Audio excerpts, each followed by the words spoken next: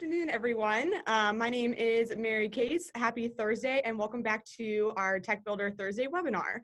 I am with RVA Tech, and I'm the Member Engagement Manager. If you have not been on our webinar yet, just a couple of things. So if you have a question during our presentation, you can either put it in the chat box or wait until we are done. And please feel free to turn your videos on. We'd love to see everyone. And also at the end, if you want to turn your mic on, interact with everyone, ask some questions, we would love for that as well. So let's get started. We have three awesome guests with us here today to talk about hiring trends in technology and what they have seen thus far as changes in the tech market from a skill set perspective. And we're also going to talk a little bit about campus recruiting and what programs they have to help with recent grads. So we're really excited to have everyone here today. So thank you guys for being here. First, we have Crystal Neal. Crystal is the Director of Talent Acquisition and Workforce Planning at Dominion Energy. We have Kyle Kaufman, who is a Senior Corporate Recruiter of Product and Technology at CoStar Group. And we have Sergio Espitali, who is a Senior Recruiter and Client Lead at Amazon. So instead of me sitting here talking about your bios, I would love for you guys to give us a brief overview of how you got to where you are today and what your current position looks like in regards to what specific skill sets you're recruiting for and your areas of expertise. So if we want to start with Kyle. Yeah, sure. Hi, everybody. My name is Kyle Kaufman. As Mary mentioned, I am a senior corporate recruiter, and I focus primarily on product and IT here in Richmond and in DC with the CoStar Group. I directly support our CIO, and I also support mostly senior leadership and executive roles throughout the organization as well. And that's a little bit more internationally. Like a lot of recruiters, and I'm sure some people in here, my background came from the outside. I was with Robert Half as a division director, ran their direct hire IT team for about 4 years. And then kind of transitioned more into the internal space. I've recruited in Richmond for about 7 years, but also pretty heavily in DC and New York as well. I focus almost exclusively on engineering roles, software development, and then, like I said, executive roles. So senior leaders, C-suite, things like that. Awesome. Thank you. And we're going to head over to Crystal. Hi, everybody. As Mary said, I'm Director of Talent Acquisition and Workforce Planning at Dominion Energy. How I got here is a relatively circuitous route. I'm an attorney. I practiced for a number of years at Hunt & Williams in international project finance work, and then found my way to the Regional Chamber of Commerce about 10 years ago, and worked there on a workforce proposition to attract and retain talent to the Richmond region, and develop the RVA brand that you may have heard of or hopefully have heard of. And in the course of that, I worked with all the different businesses in town, large, small, and medium, and developed close relationships with a lot of companies, and started talking to Dominion Energy several years ago about maybe joining them to help them create an employee brand that would resonate with primarily Generation Y and Z, to really sort of reignite excitement and interest to join a utility company, but really to solve the energy and sustainability issues of the future. And so I joined there about 1.5 years ago, and have been leading all of their talent acquisition since then. And we hire upwards of 1,000 people a year in 20 different states, in a whole lot of different areas, and IT is one of the big areas. We hire a lot of engineers, finance people, all kinds of different talents. But today we're going to focus talking about some of the trends in IT that we've been seeing. Awesome. Thanks, Crystal. And last but not least, Sergio. I appreciate it. Thanks for having me. So my name is Sergio Espitali. I have been in recruiting now 26 years. Actually just lucked into it, if you will. I ran into somebody that was looking for an agency recruiter, and joined almost within 3 months of graduating college. So started an agency, was an agency for a good 4 or 5 years out of the DC area, transitioned to consulting, hired out actually one of the first consulting contracts that I was on was at Capital One, which is what brought me down here to Richmond back in 2001, and then had a little stint as an executive search. Started an executive search firm with a partner of mine for about 2-3 years, and it was right there at the time where the IT bubble unfortunately kind of busted, and we were in IT, kind of servicing the Richmond and the DC market, and then transitioned into corporate recruiting shortly after that. So I've been lucky because I feel like I've touched all 4 corners of the recruiting world, if you will. Most recently, I've had some pretty good organizations that I was in, from a corporate perspective, was with Genworth, Owens & Minor, Intuit, Cisco, and then recently just joined the Amazon team. And as a senior recruiter client lead, I'm responsible for the systems development, IT management, and technical program managers for Amazon within their fulfillment center. So any technology that is responsible for touching the product movement from our fulfillment center to your front door as an Amazon customer is the entire group globally that I support within the Amazon IT infrastructure. So, yep. That is it. Awesome. Well, thank you, all 3 of you, for being here today. And I want to start out with, this is going to be revolved around technology trends. You all have been, in recruiting or seen the workforce for, quite some time. So as far as what you guys have seen, what are some of the big changes in, from a skill set perspective, either on the infrastructure, on development, maybe from 2015, 2016 until now in 2020? Anybody in particular you want to start? Whoever wants to start. I'll go ahead and start, just simply because I know we've had this discussion here just recently. For me, it's been interesting because I've seen a shift in moving from pure, for instance, systems development, network or systems engineering, network engineering, to more of a hybrid role. And within not only in the environment that I'm currently working in right now and recruiting for, but there tends to be a shift in wanting people to do more than just simply what their role is. So as a systems engineer, being able to kind of, transition into other parts of the business, so coding and scripting, and just being more of a hybrid technical person versus a pure one lane type of role that you might have. And the easiest way to put it out there is the days of "that's not my job." It limits you in a corporate environment because people are looking for individuals to step out of their comfort zone and kind of take their skills in other directions. And again, that's it's just a very high overview of what I the trend that I've seen over the last couple of years. A big trend that we've seen at Dominion Energy is expecting our IT talent to also have data analytics skills and the ability to evaluate what the product and what that they're working on is able to do.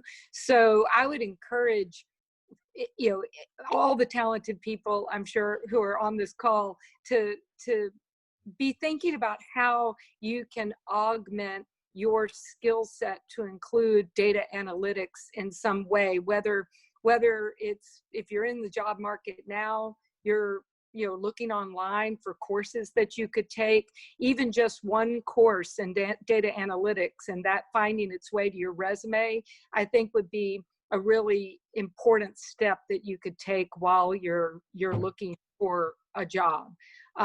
We've also had a huge increase in the number of cybersecurity roles that we're looking to hire. We're really, rounding out that area, and we know that it's a tight labor market there, because there's probably way more demand for cybersecurity talent than in the IT sector than actually talent that exists. So that too, I think would be a really good strategy if you're if you have any interest at all in cybersecurity to, you know, augment your current skill set with some of those types of skills so that, you know, you could be considered for, you know, roles that are in high demand.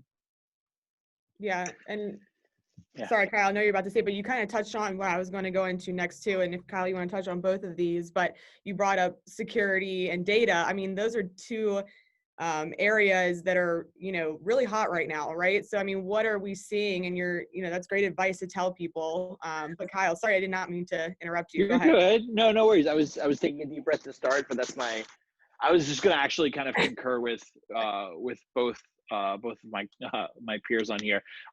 Just from a hybrid standpoint, like Sergio said, gone are the days where that's not my job is kind of an acceptable thing to say anymore. But just kind of harping a little bit more on the leadership side, you know, for us and what I've seen across Richmond over the last 5 or 6 years is that gone are the days of a lot of non-contributing leaders. I would say that across the board, especially CoStar, I mean, I directly support our CIO and his teams, and he's in the code every day. Gone are the days where a director, you know, might dabble and be able to write a little bit and help out kind of when push comes to shove. I see that all of our managers from leads to C-suite are heavily invested and consistently writing in the code every day. So that hybrid player coach is kind of not it's not a dream scenario anymore. It's almost a requirement. Yeah. I've seen that a lot in Richmond, especially over the last probably 3 or 4 years. That's a huge point right there, Kyle. I think just to kind of reiterate on that, and a lot of the roles that we fill here at Amazon, at least the ones that I'm personally responsible for, you come across really great people. The challenge is that the further they are removed from actually being able to roll up their sleeves and kind of get into the middle of problem solving and coming up with solutions as a hands-on approach is really what it's kind of trended back into. So again, just kind of reiterating what you said, and Crystal, I'm going to piggyback a little bit on what you said in terms of the data analytics and how important that is, and that most companies are going to that data analytics kind of perspective, because it's about being able to look at the entire picture of everything that's affecting your business and being able to peek around corners to anticipate questions and situations and challenges and hurdles that haven't come up yet. And the more as a technical person that you can anticipate that and be able to look around corners, I think you are more valuable to the business because you bring more things to the table. And again, that goes back to the trend that I've seen from probably 2015 to now as probably one of the biggest asks that we have of candidates, you know, on the technical side. Yeah, I think that's a good point that I know we talked about previously as far as, management. So I love this webinar. I actually, before I joined RVA Tech, I was actually in IT staffing. And, that was one thing that I definitely noticed was people are looking for, titles don't mean everything, but technical director, technical manager, someone who has those hands-on skills and someone who has coded within the last 5 years. Anything else as far as what you've seen a change in what organizations or what you guys are looking for from a management perspective?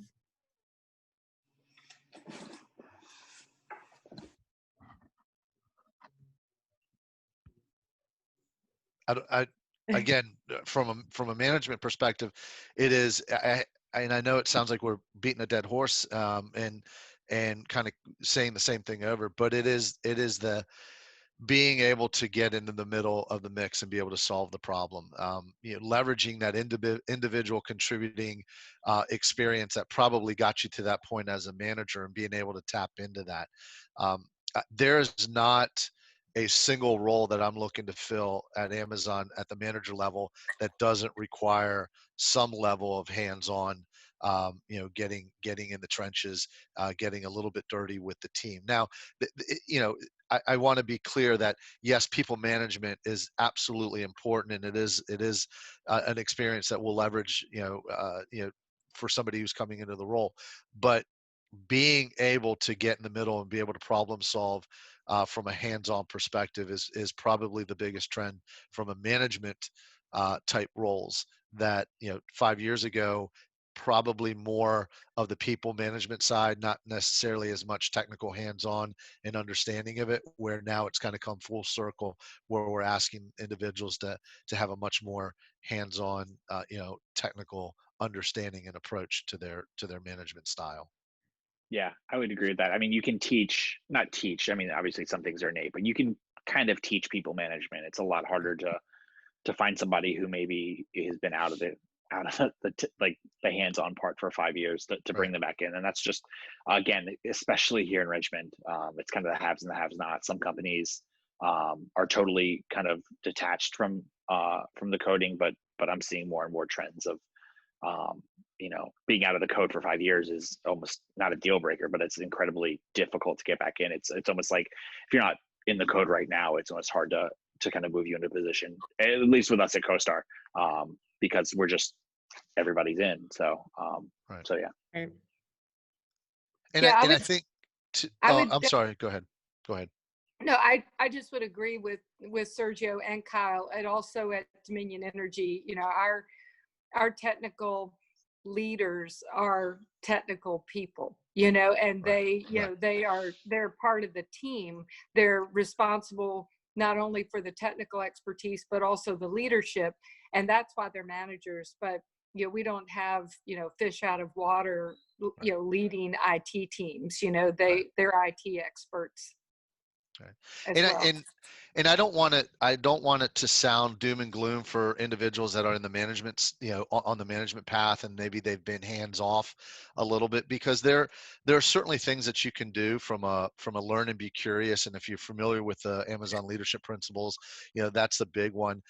We understand that people kind of get away from that, and that's not, but as long as they have the propensity and the desire and the understanding that they may need to retrain themselves in certain technologies to kind of make them a little bit more valuable to what they're going to be doing at that moment, what we're asking them to do, that's perfectly fine. So I know we're talking about, gosh, if you're not technical and your people management, maybe there's not, and I want to just be a little, I want to be crystal clear in that, it's there's always a way back, but you have to have the right attitude to be able to say, you know what, this is the trend moving forward, and so now I have to kind of find my way into from a whether it's going to classes, whether it's getting comfortable with new technology, and just kind of getting immersed in it from a hands-on perspective. So there's a foundation there. I think as long as you have the propensity to go in that direction, you're still in good shape. But it is a hands-on environment more now than I think it was 5 years ago. Right. And there's plenty of time right now to learn something because Right. we're all stuck at home. Right. You might as well. There you go. Take advantage of I that. mean, you might as well do something. I'm losing my mind. So. Yeah, I mean, I think that's definitely something that I notice as well. Cool. As far as the top 3 factors that you 3 are looking at in a candidate, right? I mean, I'm sure all of us are looking for different things, whether it's culture fit, whether it's, a degree, whether it's, like Crystal was talking about, you have to maybe have an understanding of data, anything along those lines. What are your top 3 factors when you're looking to hire someone in technology? I can go ahead and kick off if you Go don't ahead, mind. Kyle. So I mean, number one's obviously culture fit. I think that's wildly important.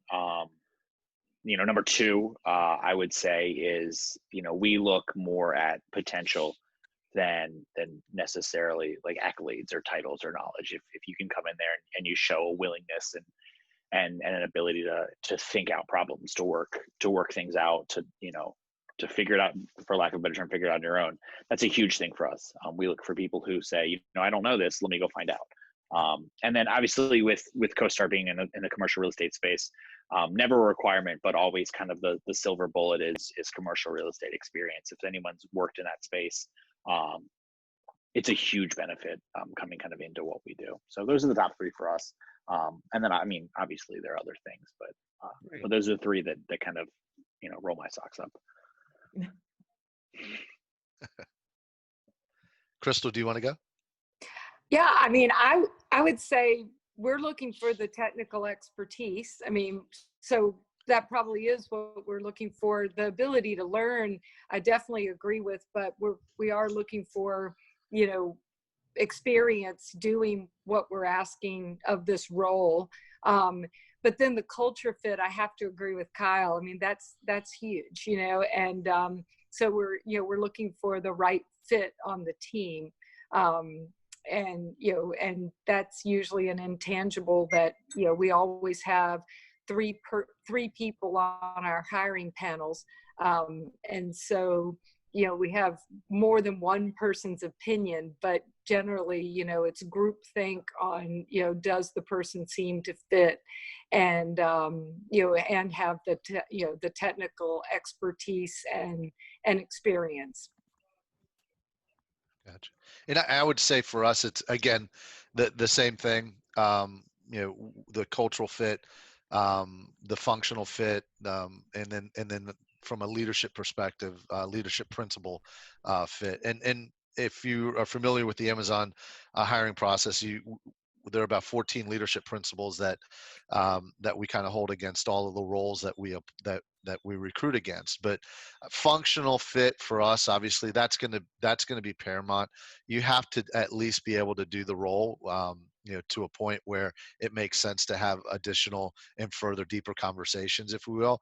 But then against our leadership principles, and our leadership principles aren't, I don't think they're nothing that anybody in any other company probably don't operate under. We've just defined them, diving deep, thinking big, customer obsession. Again, I don't think we own the corner on them, but there are 14 principles that are the foundation of everything that we do from a recruiting perspective. And even from an Amazon kind of work, from customer interaction, internal, external, to performance reviews, to product launches, to, how you innovate and how you deploy technology, all revolves around that. And so for us, that functional fit, that leadership principle, and then certainly the cultural fit, is paramount to in terms of making decisions on the hiring front. So yeah.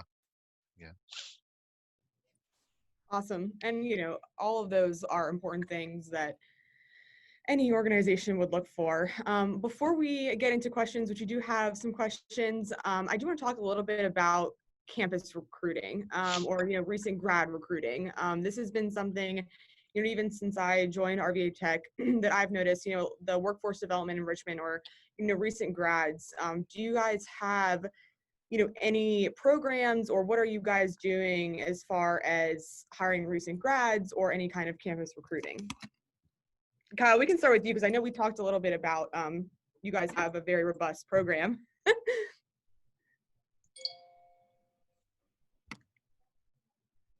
Oh, first one to talk during mute. Great, I win. It's the first time I've done that, like maybe a month and a half.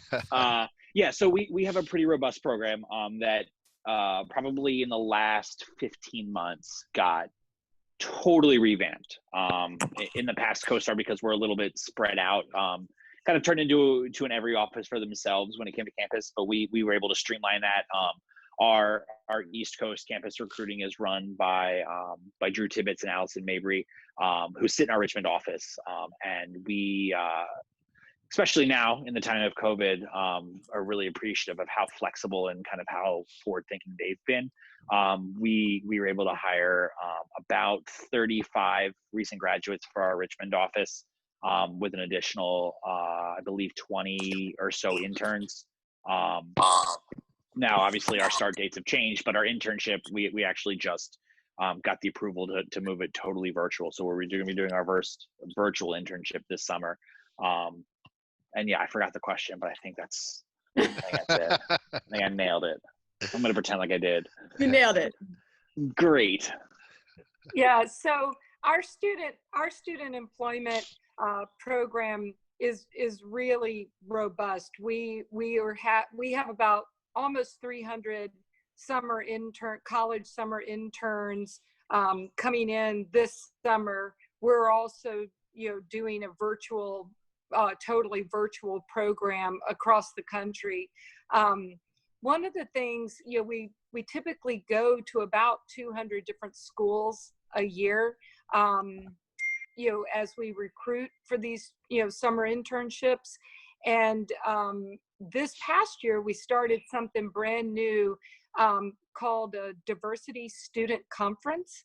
And we hosted in October of 2019 a all expense paid trip to our headquarters here in Richmond for 125 college students, all diverse, either women or people of color. And they were all college students from 26 different states, including Puerto Rico and Washington, D.C., and all different disciplines. And then we ended up hiring 90 of, we extended summer offers to 96 of those 125 who are joining us this summer, along with almost 200 other students. So we're doing that again this year in October.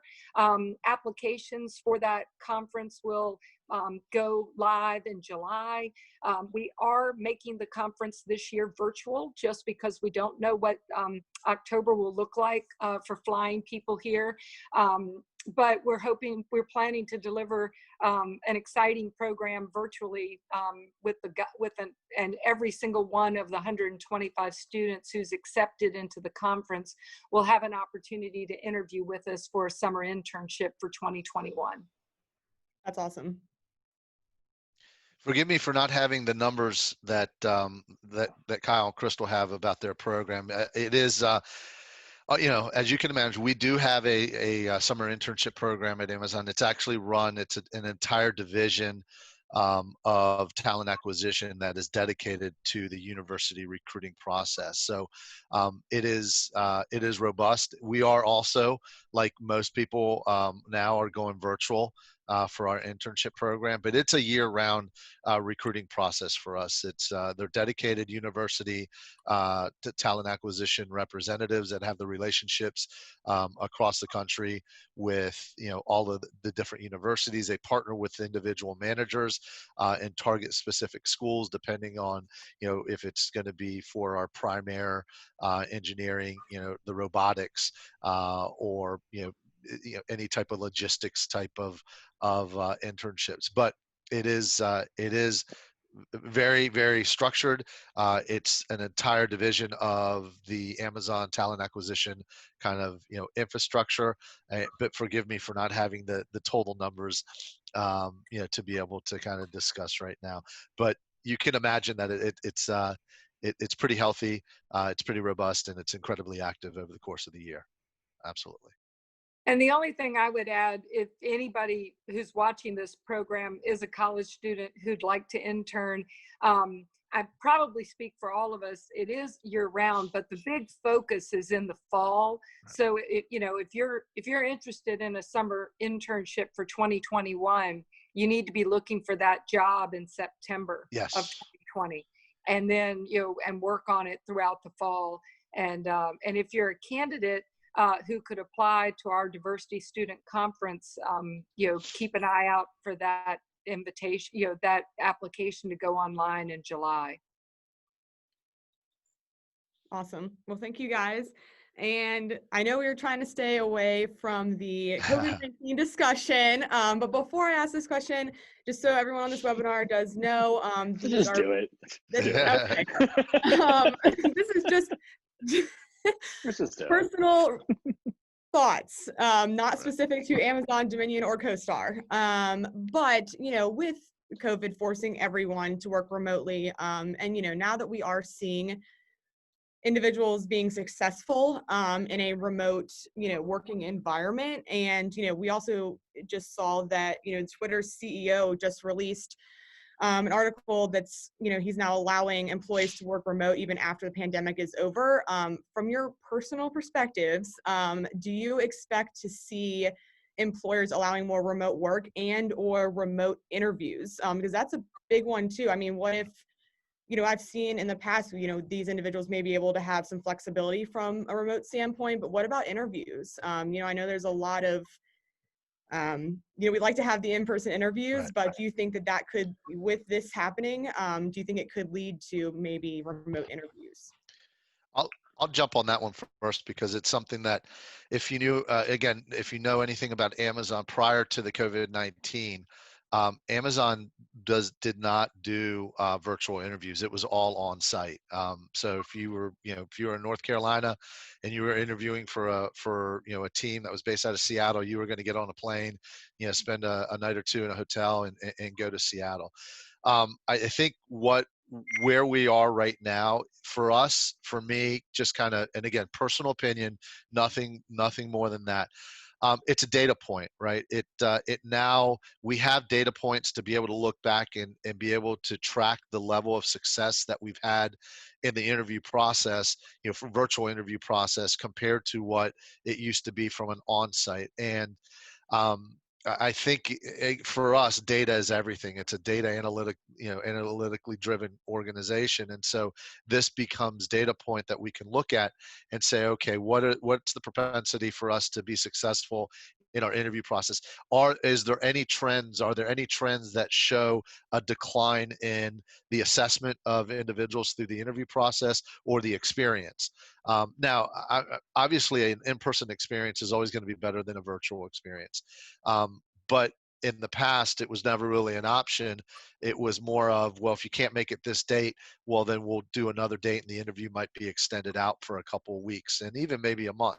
Now, I think having been successful through the virtual interview loop, if you will, it gives us options to be able to still have that interview, although on-site being probably the first priority, but being able to shift to a virtual interview loop if we have to, to accommodate time. Again, personal opinion, but I think the data is there that supports that. So far, it's been pretty successful, and we haven't seen a decline in the quality of the interviews through the virtual process. I think a lot of it will depend on, and this is coming from somebody who works in the commercial real estate-ish space. It's going to depend what offices look like when we get back. Again, are we going to have 200 people on a floor? Are we going to have Right 7 feet of desk space? That's going to change the way we look at everything. And from an interviewing standpoint, I think it'll obviously have a massive effect.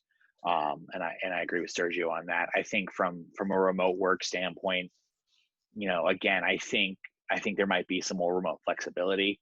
If anybody knows me, I love remote work. It's my favorite thing to do. I love working in pajamas, but I can't wait to get back to the office. It's driving me crazy right now. And we were talking about that earlier. So I would say, personal opinion, I think things are obviously going to change pretty dramatically. I don't know what an office is going to look like for, the second half of 2020 into 2021. And I think that'll have a huge impact on how we conduct interviews, how we conduct hiring, and where our people work. Do we go into, more of a 2-week on, 2-week off rotation to make sure that everyone stays safe and healthy? These are all things, because we don't really know what it's going to be like when we go into offices, because we don't really have any data points on that. But I think that will have, I think the next 3 to 4 months will have a huge impact on, obviously this might be the most understated thing ever, but how offices adjust, I think, will kind of set the trend for the next couple of years, especially in the interviewing and hiring space. Yeah, I don't have much more to add than anything, Sergio and Kyle have already covered, in the sense that, there's just a lot of uncertainty right now. I absolutely believe that companies are striving to be as flexible as they possibly can right now, and that will probably translate into the future with more flexibility for employees to telecommute and things like that. But again, I'm not speaking on behalf of any company when I say that. That's just an opinion that, I think it's going to be hard to put the genie back in the bottle. Right. A lot of people have now experienced what telecommuting is like, and we have deliverables and metrics that are showing, there's a huge level of productivity. I personally love telecommuting. I've never been happier. I'm a huge extrovert, so I'm sort of surprised. I would have thought that I would want to be at the office all the time. I think in the ideal world, I'd like to go occasionally, maybe even a little bit every week, but I find that I'm even more productive at home, and I really like working from home. So I'm hopeful that there will be flexibility that we see after the pandemic to do work differently. It's hard to imagine that we wouldn't have it, right, look different in the future. I agree. That's a good point.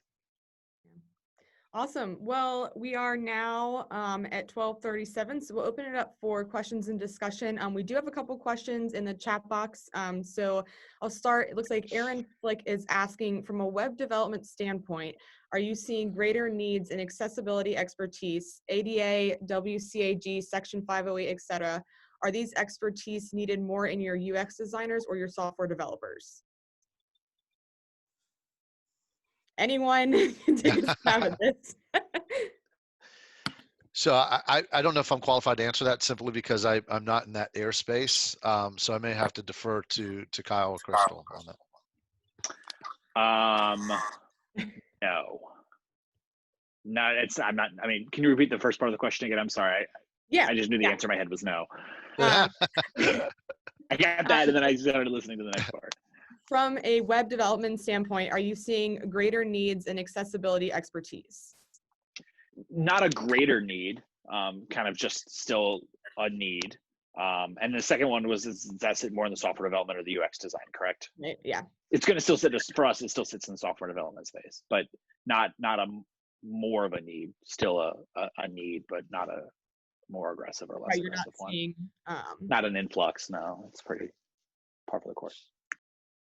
Yeah, I would agree with Kyle. We absolutely, want everything that we put out there to be ADA compliant, and our eye is on that ball, and and we have talent in-house who are making that happen for us. It'll continue to be important, but I wouldn't say it's there's a new need.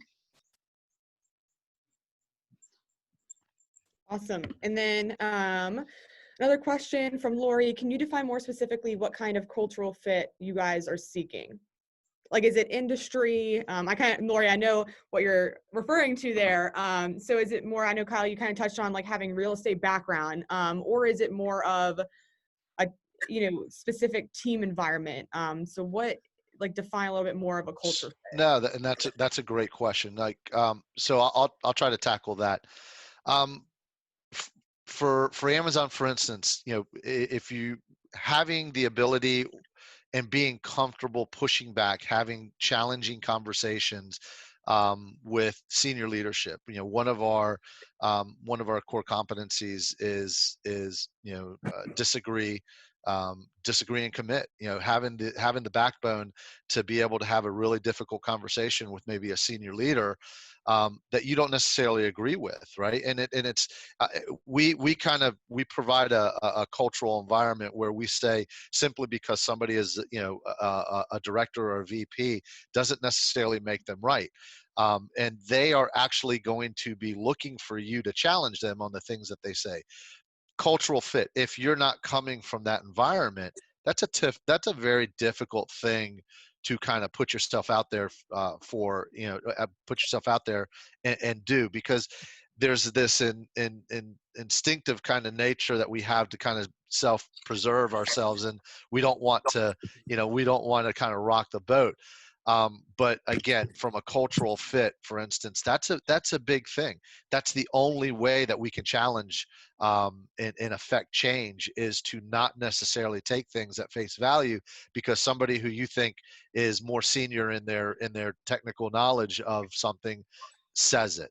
And so again, that for us, the cultural fit is more based on that than it is from a functional kind of work, pure experience perspective, right? So hopefully I was able to answer it a little bit.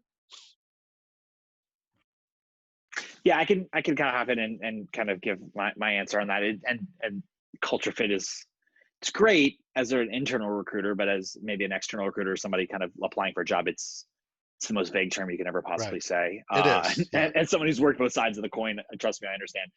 For us, really, it's commercial real estate's great. Like I said, it rolls my socks up, but that's not ever going to be really super required for most of our roles. However, what we really look for is someone who has a passion for technology. It's not just a job; it's a career, it's a calling, it's something that they continually strive to improve on. We like to see people who he or she, I apologize. We like to see people who kind of aren't satisfied with the status quo, who ask what's next, what more I can do, how can I do it better, how can I improve it, how can I improve as a technologist. That's what we look for. And I think that even in something as encompassing as software development and engineering and what we do in technology, there are people who view it as a job, and there are people who view it as a career, and there are people who view it as a calling. And we really look for those people who view it as a calling, who are just very passionate about it. And Kyle, I think that's a great point. And in many cases, it comes out during the interview process. Believe it or not, it's easy to assess because it's a natural behavior, right? If you're immersed in it on a daily basis, it's gonna come out during the interview process. But you made a great point, right, Kyle? In terms of it's about having the passion about what you're doing. Versus kind of force feeding it. This is just something that I do to make money on a daily basis. When I was speaking about cultural fit, I was really talking about the Dominion Energy culture, and we have five values that drive our business every day, and we're looking for people who share those same values.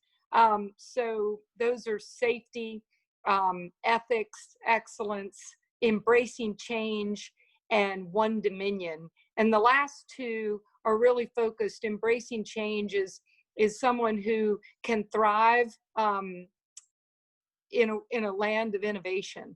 And we're embracing change. The energy industry is not going to look very similar to how it looks today, even 5 years from now, 10 years from now. So we're looking for people who can embrace change.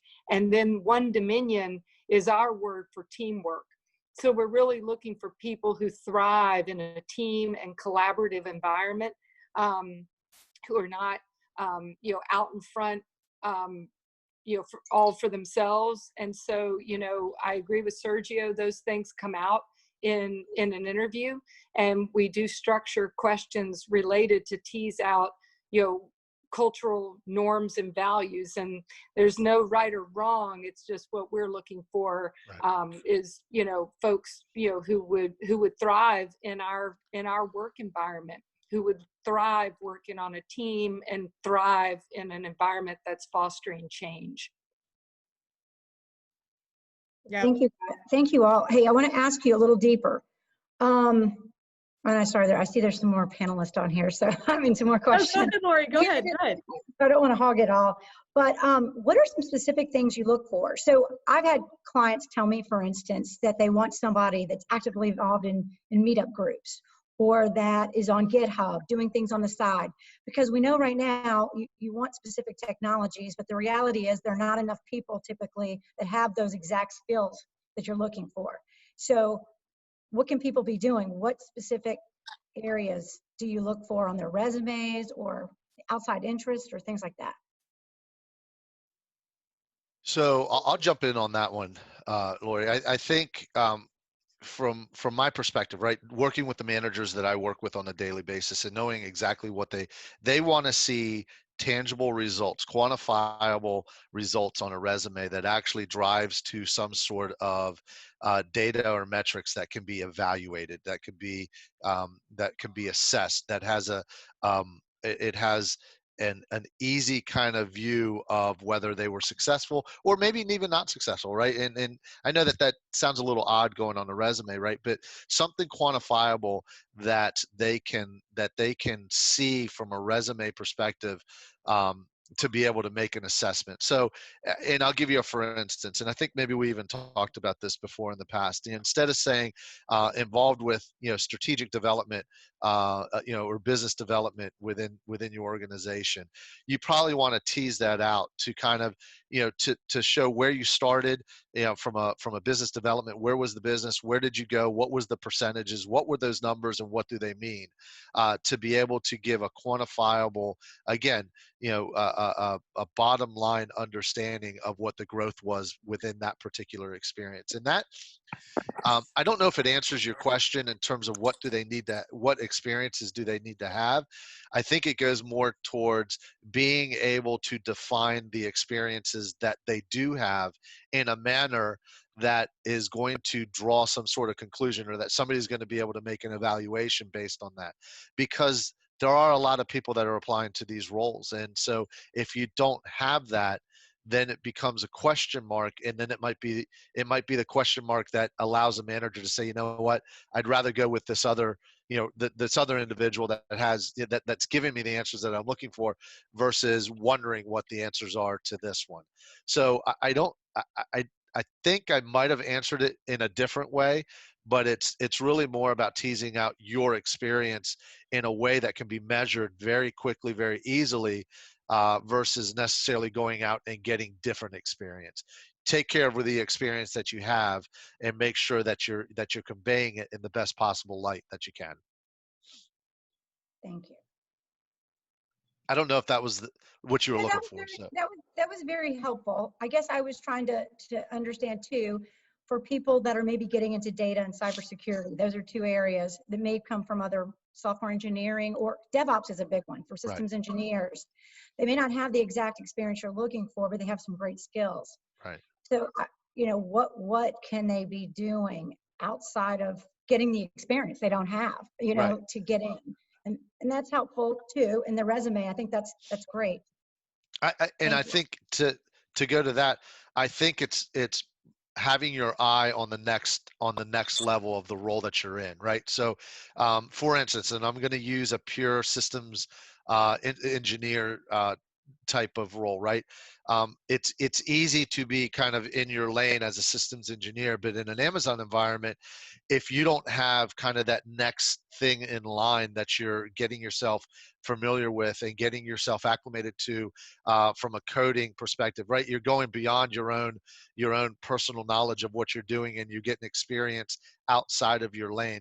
So always kind of looking at what the next thing is, and taking care of your day to day, but then on your own time, or even on the company time, being able to take classes, being able to get exposed to technology that is the next step in your career, but might not be the responsibility that you're being tasked to do with right now or over the next year.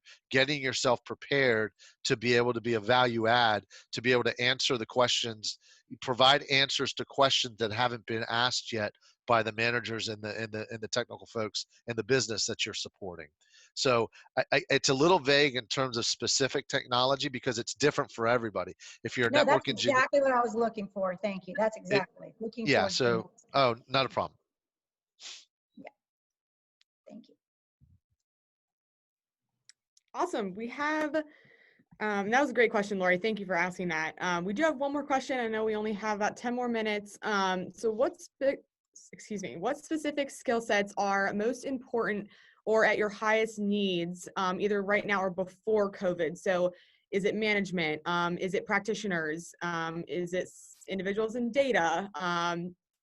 You can make it more broad if we can't answer specifically, but what areas or types of skill sets are most needed for you right now? My answer is the same. Oh, go ahead.